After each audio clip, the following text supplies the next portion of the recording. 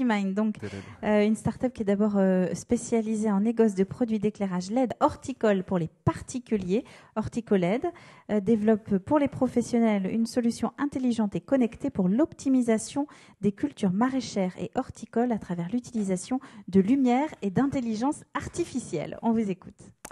Tout à fait. Alors avec la demande croissante de produits maraîchers et floricoles, il y a un vrai problème qui est la santé du végétal et l'optimisation des cultures des producteurs sous abri.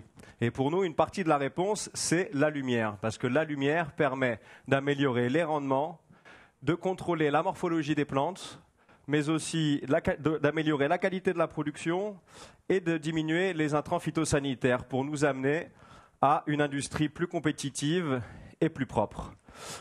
Un cas producteur, une serre éclairée naturellement, par rapport à une serre éclairée en LED horticole, on va doubler la productivité. Plus doubler la productivité, mais on veut aller plus loin que ça.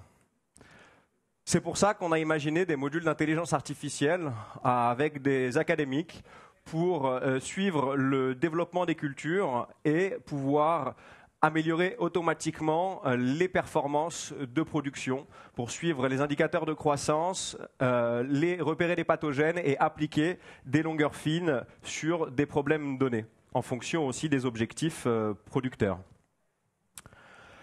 Donc, nos 3 piliers, c'est le matériel, la vente d'éclairage LED horticole, la vente de software, d'applications et sous forme d'abonnement, et les services d'audit, d'installation et d'optimisation de culture. Le marché de la production sous abri, c'est 290 milliards de production annuelle, donc en incluant les productions sous serre et les productions en intérieur.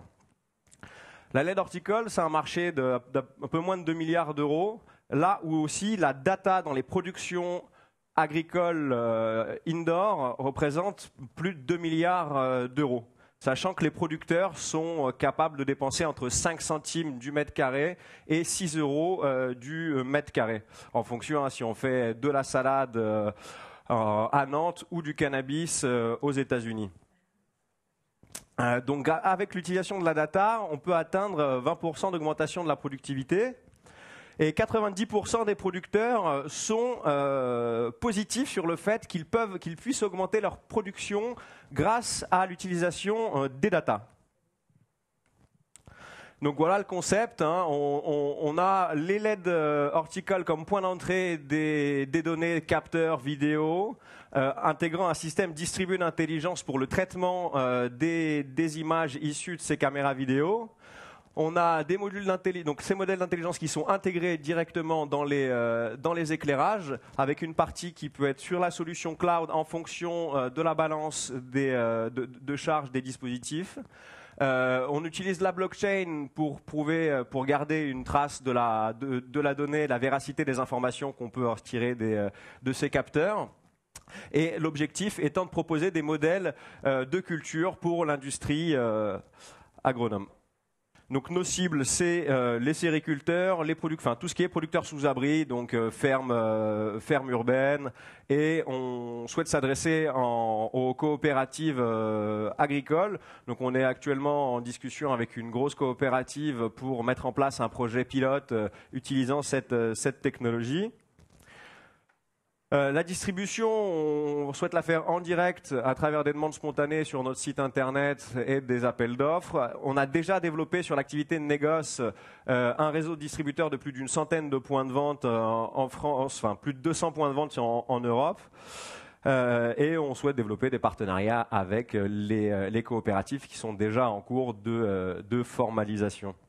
Donc le positionnement, on a une offre 360 qui intègre le matériel, le service et l'intelligence, là où la plupart des concurrents se positionnent juste sur un segment marché. Nous, on est rentré par la porte de l'éclairage et on souhaite apporter de la valeur ajoutée à notre solution suite au retour marché et aux besoins identifiés. Merci. Donc, nous allons passer aux questions. Ça fait déjà 4 minutes, oui. Nous passons aux questions du jury. Quelle est la plus-value pour l'horticulteur? On imagine, on voit très bien le concept, mais concrètement, Alors, quelle preuve de concept vous apportez? Alors concrètement, on a déjà fait des essais. Sans encore même intégrer les modules d'intelligence artificielle, puisque c'est ce qu'on cherche à financer actuellement, sur l'aspect comparatif entre notre solution, parce qu'on a déjà développé le module les éclairages intelligents et connectés. Sur cet usage, on a démontré un gain de productivité d'à peu près 30% sur une espèce donnée, et sans intégrer la baisse d'utilisation des produits phyto, parce qu'on a des plantes qui sont en meilleure santé, qui sont plus saines, et donc du coup, avec une baisse aussi d'utilisation des produits phyto. En fait, vous exploitez une techno de l'INRA, c'est ça? En fait, ça dépend sur quoi.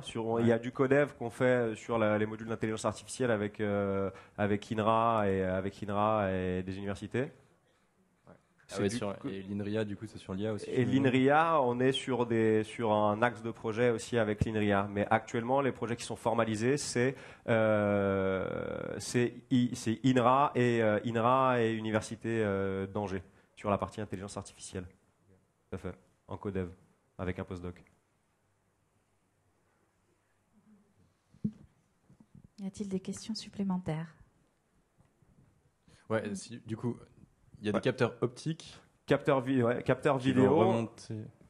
pour l'analyse d'images, que ce soit dans le visible ou dans le proche infrarouge, par exemple, pour suivre s'il y a des pathogènes qui sont présents sur les feuilles, mais aussi associé à tout ce qui est remonté capteurs environnementaux, pour avoir une vision d'ensemble sur la situation du végétal, pour pouvoir repérer dans quelles conditions des pathogènes se sont développés ou dans quelles conditions la plante s'est développée comme ça, puisque l'objectif étant de monter un centre, une plateforme, on cherche 2,5 millions d'euros pour aussi monter une plateforme sur la photonique du végétal et l'intelligence artificielle pour l'optimisation des cultures, en grosso modo c'est une espèce de plateforme de phénotypage 3.0 pour faire un suivi du végétal automatisé sans avoir du plan to sensors, mais avoir directement des chambres de culture intégrant ces ensembles technologiques avec des capteurs bas coût et un maximum automatisé pour diminuer l'intervention humaine, pour avoir des coûts de revient de protocoles d'itinéraires culturaux et techniques à bas coût.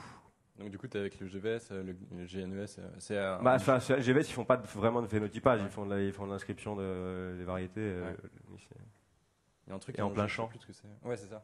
Eux, ils font plein champ. Après, il y a Phénome. Sinon, il y a des plateformes de phénotypage en France, c'est à peu près 8 qui sont dans le projet Phénome. Et nous, on se base sur déjà ces retours d'expérience du projet Phénome pour en retirer le meilleur, en s'associant avec les leaders, on va dire, de ces programmes-là, pour avoir une solution marché qui intègre cette commercialisation des produits en fait d'éclairage. Puisqu'aujourd'hui, c'est des étrangers qui gagnent les marchés. Donc, il y a beaucoup de serres d'à peu près, c'est souvent des marchés de 5 hectares qui s'équipent en concombre ou en tomates. Et c'est 1 million d'euros à l'hectare en investissement. Et ça, c'est de l'argent qui part à l'étranger. Donc, il n'y a pas d'acteurs encore. Et il y a en plus des solutions techniques et technologiques qui existent dans les académies.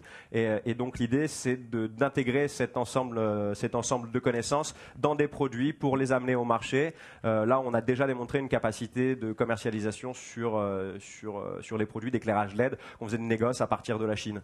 Merci. David Artimine, ça y est, nous sommes au bout des 3 minutes de questions.